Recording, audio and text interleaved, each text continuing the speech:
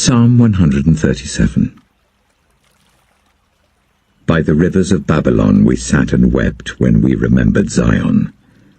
There on the poplars we hung our harps, for there our captors asked us for songs, our tormentors demanded songs of joy. They said, "Sing us one of the songs of Zion." How can we sing the songs of the Lord while in a foreign land? If I forget you, Jerusalem, may my right hand forget its skill. May my tongue cling to the roof of my mouth if I do not remember you, if I do not consider Jerusalem my highest joy. Remember, Lord, what the Edomites did on the day Jerusalem fell.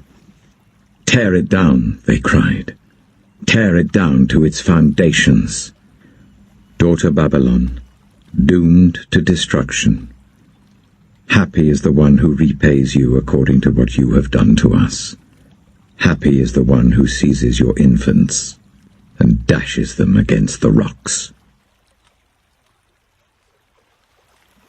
Proverbs chapter 8. Does not wisdom call out? Does not understanding raise her voice? At the highest point along the way where the paths meet, she takes her stand. Beside the gate leading into the city, at the entrance, she cries aloud. To you, O people, I call out. I raise my voice to all humanity. You who are simple, gain prudence. You who are foolish, set your hearts on it. Listen, for I have trustworthy things to say. I open my lips to speak what is right.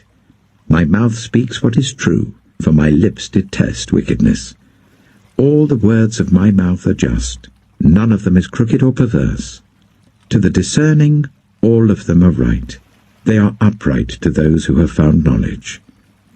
Choose my instruction instead of silver, knowledge rather than choice gold. For wisdom is more precious than rubies, and nothing you desire can compare with her. I, wisdom, dwell together with prudence. I possess knowledge and discretion. To fear the Lord is to hate evil. I hate pride and arrogance, evil behavior and perverse speech. Counsel and sound judgment are mine. I have insight. I have power. By me kings reign, and rulers issue decrees that are just. By me princes govern, and nobles, all who rule on earth. I love those who love me, and those who seek me find me. With me are riches and honor, enduring wealth and prosperity. My fruit is better than fine gold. What I yield surpasses choice silver. I walk in the way of righteousness along the paths of justice, bestowing a rich inheritance on those who love me, and making their treasuries full. The Lord brought me forth as the first of his works, before his deeds of old. I was formed long ages ago, at the very beginning, when the world came to be. When there were no watery depths, I was given birth. When there were no springs overflowing with water, before the mountains were settled in place, before the hills, I was given birth. Before he made the world or its fields, or any of the dust of the earth, I was there when he set the heavens in place, when he marked out the horizon on the face of the deep, when he established the clouds above and fixed securely the fountains of the deep, when he gave the sea its boundary, so that the waters would not overstep his command, and when he marked out the foundations of the earth. Then I was constantly at his side. I was filled with delight day after day, rejoicing always in his presence, rejoicing in his whole world, and delighting in the human race. Now then, my children, listen to me. Blessed are those who keep my ways.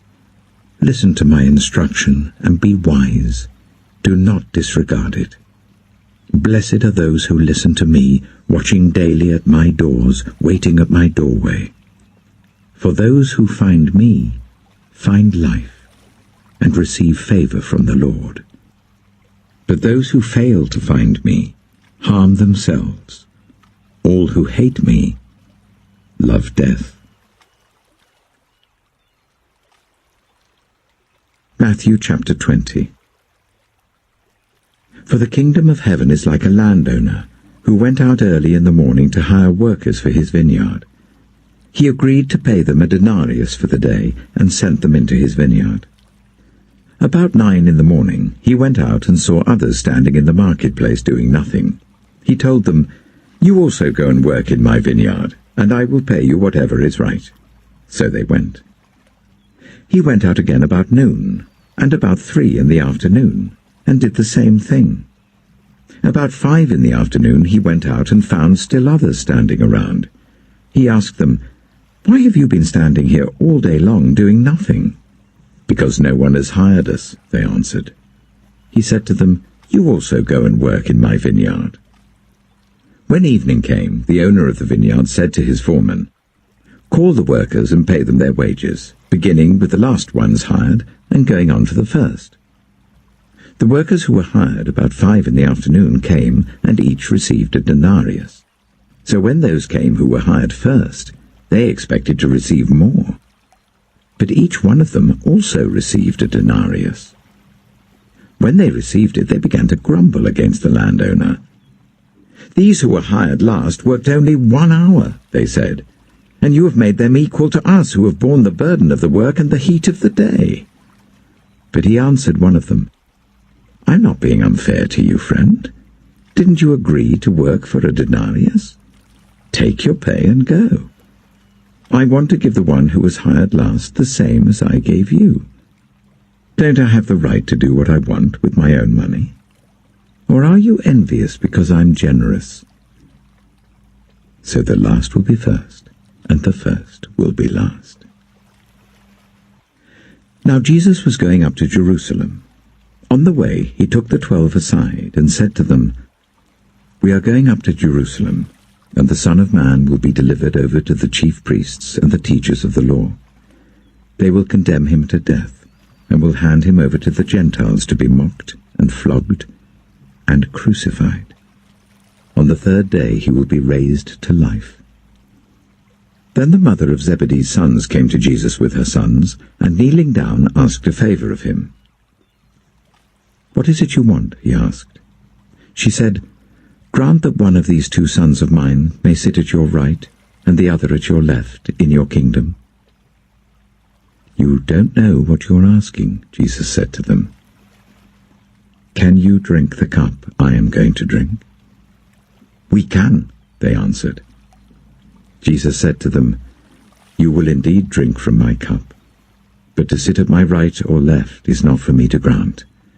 These places belong to those for whom they have been prepared by my Father." When the 10 heard about this, they were indignant with the 2 brothers. Jesus called them together and said, "You know that the rulers of the Gentiles lord it over them, and their high officials exercise authority over them. Not so with you. Instead, whoever wants to become great among you must be your servant, and whoever wants to be first must be your slave, just as the Son of Man did not come to be served, but to serve, and to give his life as a ransom for many." As Jesus and his disciples were leaving Jericho, a large crowd followed him. 2 blind men were sitting by the roadside, and when they heard that Jesus was passing by, they shouted, "Lord, Son of David, have mercy on us." The crowd rebuked them and told them to be quiet, but they shouted all the louder, "Lord, Son of David, have mercy on us." Jesus stopped and called them. "What do you want me to do for you?" he asked. "Lord," they answered, "we want our sight." Jesus had compassion on them and touched their eyes. Immediately they received their sight and followed him.